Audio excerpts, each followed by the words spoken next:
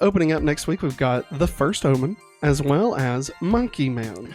Can't wait to watch Monkey Man. It looks really wait. good. New releases this week on video on demand. Mm-hmm. We've got The American Society is dropping on digital. We've got Knox Goes Away. Ooh. Maggie, you're very excited for that one. Yeah. And Snack Shack, which we did not talk about, did not watch. I saw the poster for it at the theater. Yeah, it looks like one of those high school R-rated comedy movies. Project X, Superbad, American Pie.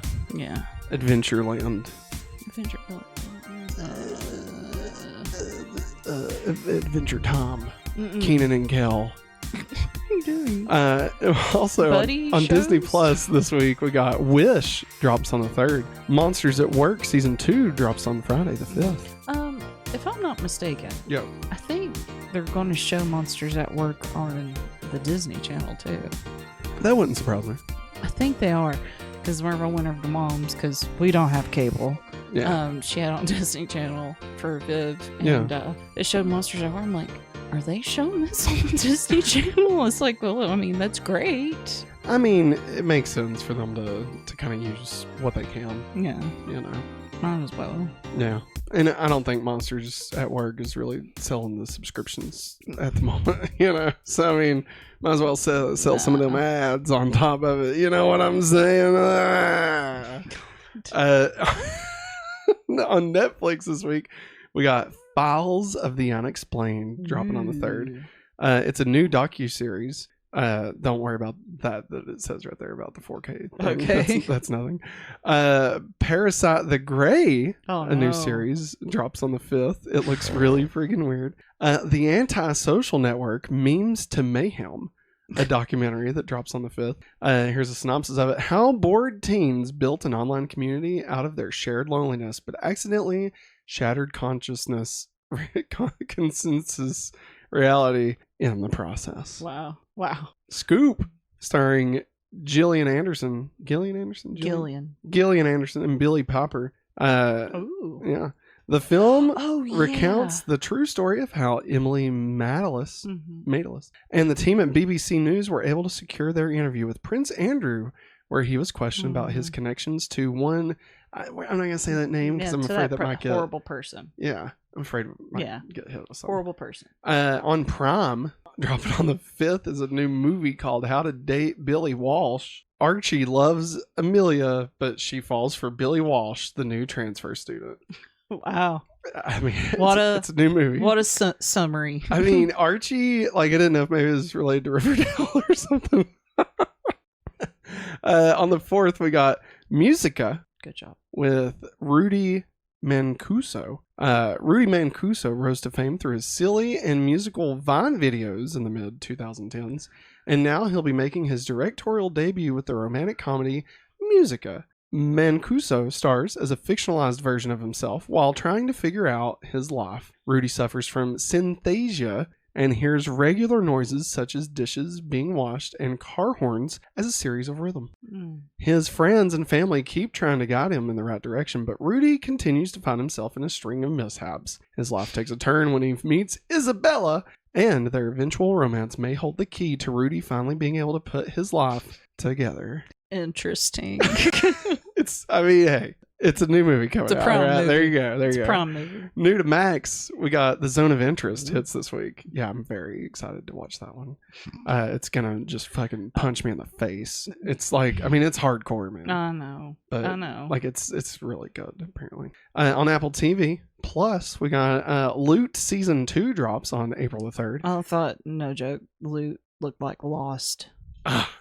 At a glimpse. Oh my God, can you imagine? Maggie, I would have lost it. I know. Literally lost. Also, we get Sugar, a new series, drops on the 5th. Private investigator John Sugar, played by Colin Farrell, unravels the mystery behind the disappearance of a Hollywood producer's granddaughter. Okay. I want a bloody costume.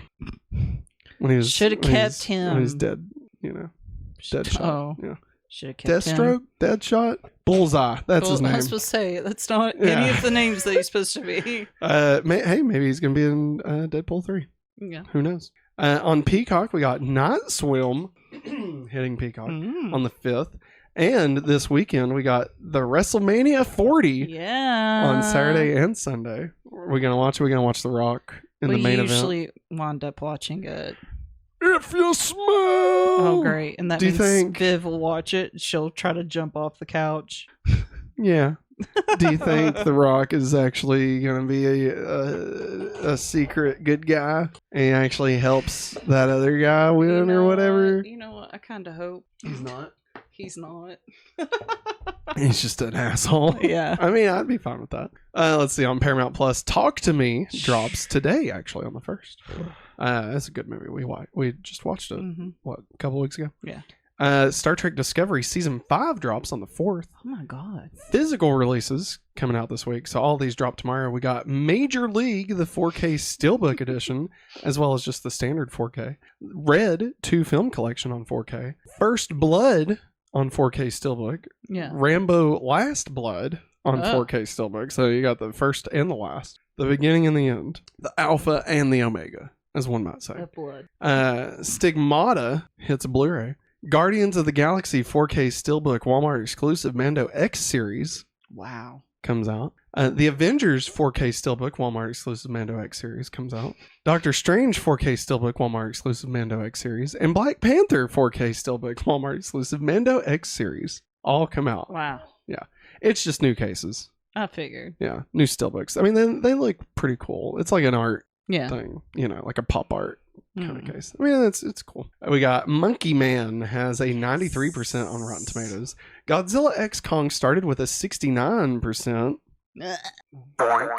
but now has a 55% on Rotten Tomatoes. Still, it also has a 92% audience score and an A- on CinemaScore. Yeah.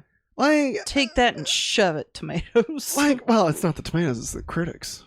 Like, I feel like critics, and like, here's the thing, we're people on the internet talking about movies, so, it is what it is. But like, I feel like critics have really like disconnected from like audiences, like I feel like critics are kind of like the Oscars.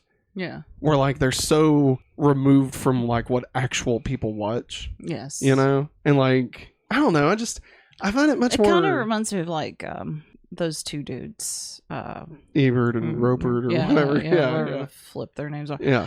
But like sometimes they'd be like all for it, and then like there'd be just a few times like you're like, are you a human being? How can you not like this? Well, and I think a lot of these critics like to think that in order to prove that they're doing their job, they have to find like bad things to be able to say. Yeah. To be a critic about it. If you review a movie, you're not out kill it. Yeah.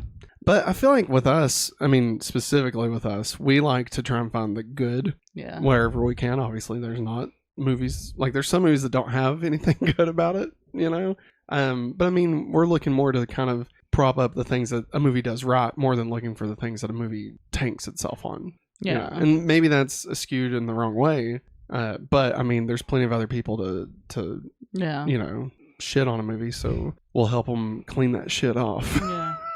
Get that shit off your face.